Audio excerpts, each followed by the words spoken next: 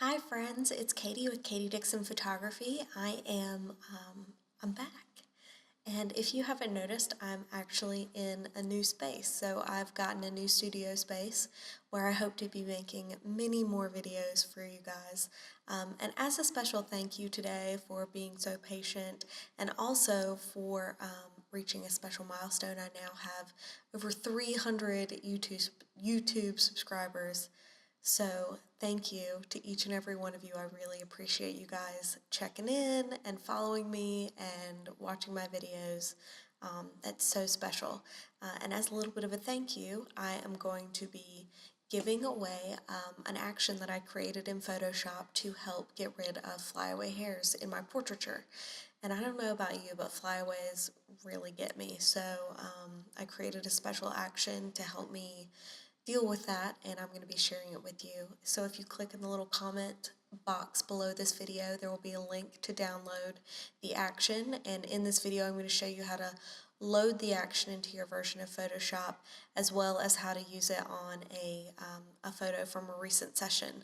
So stick with me and I'll get right to it.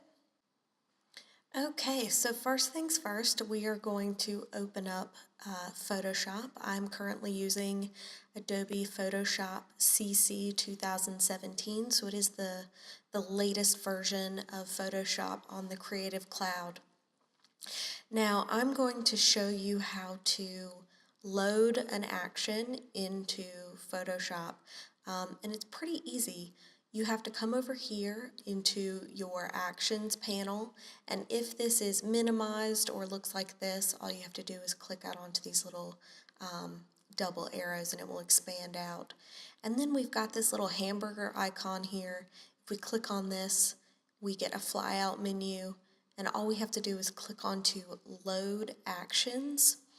And if you have downloaded the action that I provided, it will probably be in your downloads folder. I'm on a Mac, so I have it in my sidebar here. Mine is actually, I've saved it in a different location, so I'm just going to pull that up. This is the action, so it's kdpflyawayfix.atn, and this is the file type that any action is going to be, is this .atn file. So I'm going to select this, and then I'm going to click on Open, and you'll see that it is now added into my Actions panel here as an action. You can see all the steps that I've recorded into the action here underneath this little folder. So this is my action, and let's actually go through how to use this puppy. So I'm going to go to my File menu, click on Open, and I'm going to navigate to this portrait image here that I have done from a recent photo session. Click on Open. It's going to open this first off into Adobe Camera Raw, where we can make some basic adjustments to this image. Typically when I am working with portraits and I'm getting ready to edit them in Photoshop, my goal in Adobe Camera Raw is just to make things actually look as boring as possible, just kind of flat, so that none of the highlights are too bright, none of the shadows are too dark, because I'm going to fix that in Photoshop. So this is looking pretty good. So I'm going to come down here and click on Open Image, and it will open that up into Photoshop for me. Now, to use the action, so what I'm going to do first is I'm actually going to come over here, and this is just habit. I like to duplicate my background layer so that I am working non-destructively and I can make sure that I have a way to go back. There are two ways to do this. One is to come over here to your background layer in your layers panel and click and drag it to the new layer icon down at the bottom, and it will create a background copy. You can also, I'm just going to Command Z and undo that. You can also use the keyboard shortcut to duplicate any layer, and that is the Command J key, and that will also create a duplicate of your background or whatever layer you have selected. And now that I've done that, in order to run an action, you come up here and make sure that it's highlighted in your Actions panel, and then you come down and click on the play button down here in the bottom of the icon, and it will play your action. So it just runs through the select steps that you've recorded and plays the action. And what this is actually playing is it's creating a surface blur. And as you can see, like on the edge of the hair here, it keeps that edge nice and crisp, but it blurs out the other details. So anything that's kind of outside of this edge is going to get blurred.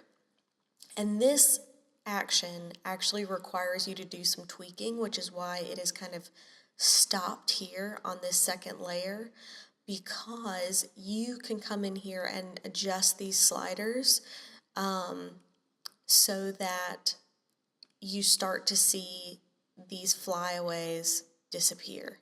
I typically like to be somewhere between 20 and usually around 40, but again, it depends on the image. So I typically adjust the radius and leave the threshold alone. Now you can come and adjust the threshold some, but it is going to blur out that edge. And I typically like to keep that particular setting, the threshold setting, kind of as is, and just tweak the radius. So this looks pretty good at about 36 on this image. So I'm going to click OK. And once I've done that, it's going to run through the rest of the steps in the action. And now we've got this new layer in our layers panel called Flyaway Fix, and it's got a mask, which means that we now have to come into our image. So I'm going to click and hold the Z key on my keyboard and zoom in to this area of his hair. And I'm going to select my brush from the toolbar over here. You can also use the B key on your keyboard to select the brush tool. I'm going to just check my settings up here at the top. I want to make sure that my opacity is at 100. My flow is probably around between 10 and 20%, and that my brush has a pretty soft edge, so the hardness is set to 0 here. And I'm just going to use my square bracket key to increase the size of my brush. And I'm just going to make sure that my foreground color is set to white and paint over these flyaway hairs to kind of make them disappear. So I'm just clicking and dragging over these little flyaways to paint them out.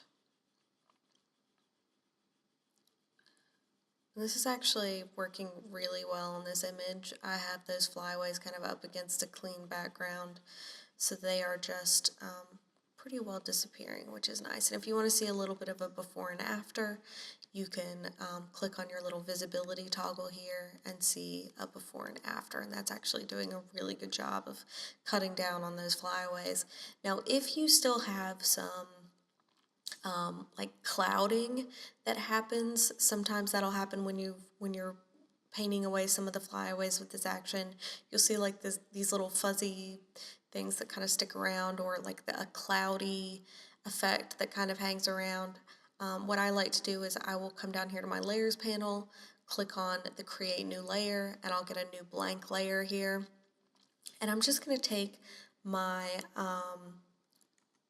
stamp tool, my clone stamp tool over here in the panel, and I'm going to make sure it's set to normal. The opacity is at 100, and I want the flow to be like next to nothing here, so I'm barely painting in.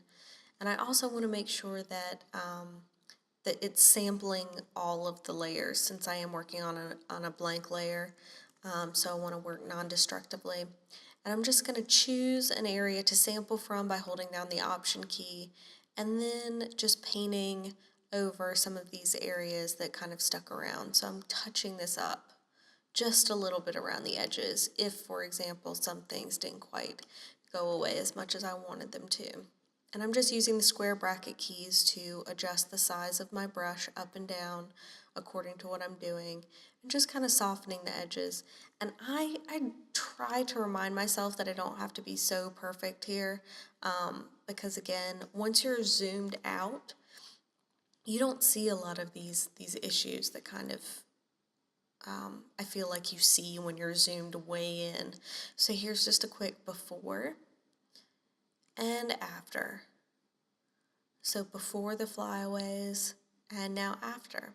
So that's how to load the flyaway action into Photoshop and how to use it. Let me know what you think about this in the comments below, if it's useful for you, if you have any questions about using it, and let me know if you'd like to see any more kind of Photoshop specific tutorials. I can't wait to share more with you. So until next time.